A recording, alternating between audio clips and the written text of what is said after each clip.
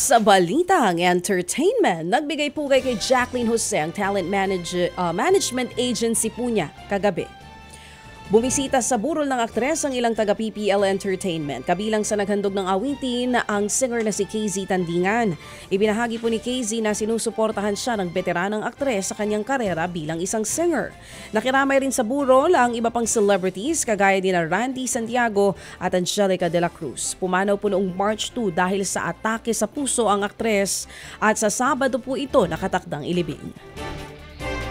Samantala, isinama na sa cast ng inaabangang The Karate Kid movie si Disney legend at Mulan star Ming-Na Wen. Si Wen ang nasa likod ng boses ni Mulan sa original animated film nito.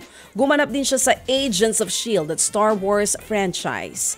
Makakasama ni Wen sa Karate Kid movie ang nagbabalik na sina Ralph Macchio at Jackie Chan. Mulan? Nakatakdang ipalabas ang pelikula sa December 2024. Eto na nga mga kapatid, proud Wonder Mom po ulit si Wonder Woman star Gal Gadot sa pagsilang niya sa kanyang ika-4 na anak.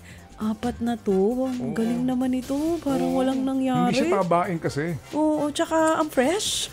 Ibinahagi ni Gal ang larawan na yakap-yakap niya ang kanyang newborn baby. Sinabi ni Gal na hindi madali ang kanyang pagbubuntis. Pero nagbigay naman ng liwanag sa kanya ang kanyang bagong baby girl.